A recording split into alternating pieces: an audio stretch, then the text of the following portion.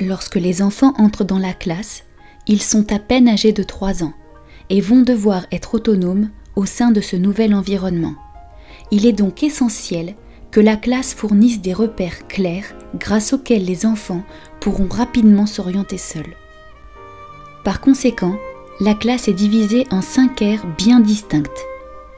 Une aire pour les activités pratiques, une aire pour les activités sensorielles, une aire pour le langage, une aire pour les mathématiques et enfin une aire pour les activités plastiques.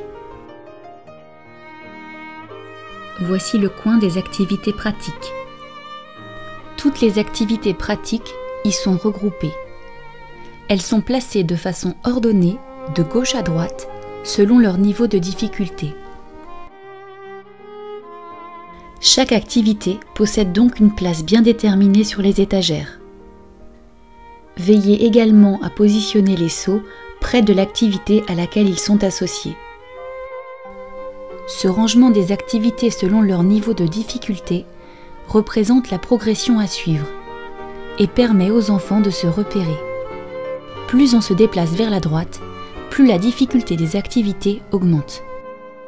Veillez à laisser à disposition des enfants une petite réserve contenant tout le matériel de réassort nécessaire aux activités pratiques, petites serviettes propres, coton, fil, etc. Voici maintenant le coin des activités plastiques. De gauche à droite, ce coin comporte une table pour dessiner, une table pour réaliser des activités plastiques avec modèle, et enfin un chevalet pour peindre avec ou sans modèle. Nous vous invitons à commencer avec ces 3 premières tables d'activités.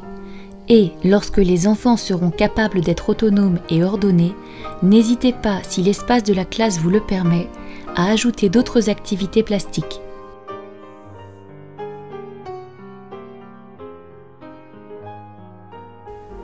Voici maintenant le coin des activités sensorielles. Tout comme les activités pratiques, les activités sensorielles sont placées de façon ordonnée, de gauche à droite, selon leur niveau de difficulté. Ces activités sont importantes car elles permettent le raffinement des sens au moment où l'être humain construit son intelligence par le canal de ses sens. Ainsi, en percevant le monde de façon plus exacte, il élabore une intelligence d'autant plus raffinée. Elles permettent également d'apporter de façon sensorielle les premières grandes notions de géographie, de géométrie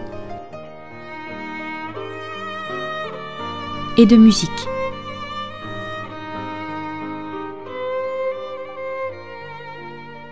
Voici maintenant l'ère du langage. Les activités de langage sont également disposées de gauche à droite par difficulté croissante. Notons néanmoins que la préparation à l'écriture s'effectue en parallèle de la préparation à la lecture.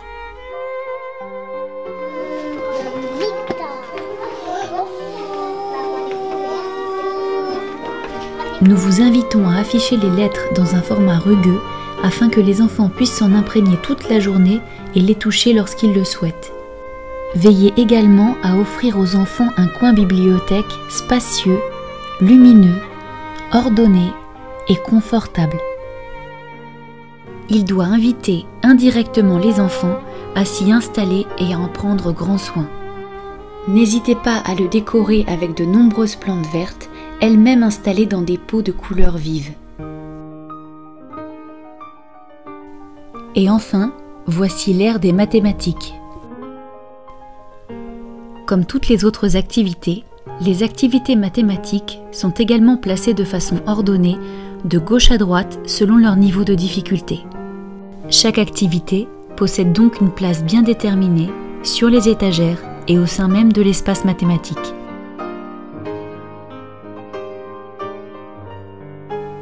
La progression du matériel amène peu à peu les enfants vers de plus en plus d'abstraction.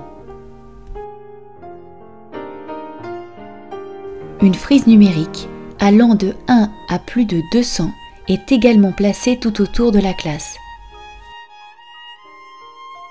Un poste de musique est bien utile pour écouter et chanter des chansons lors des regroupements. Afin que les enfants puissent disposer des activités pratiques sans avoir à sortir de la classe, il est indispensable que la classe possède son propre point d'eau. Il est important que l'ATSEM veille constamment à ce qu'il soit propre et en bon état. Pensez à mettre à disposition des enfants des tapis soigneusement roulés dans un bac. Un petit tableau est à disposition de l'enseignant et des enfants pour écrire la date et pour les activités en regroupement.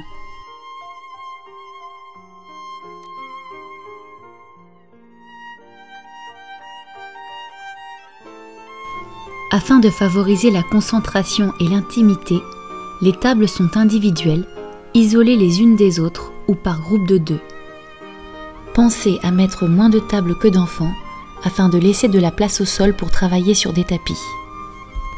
Cela vous permettra également d'installer une ellipse au sol sur laquelle les enfants exerceront leur équilibre et la maîtrise de leur corps. Bien évidemment, tout le mobilier et les étagères doivent être à hauteur d'enfant.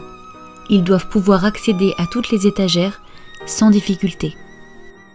Enfin, pour favoriser la concentration et le calme, la classe est décorée avec sobriété.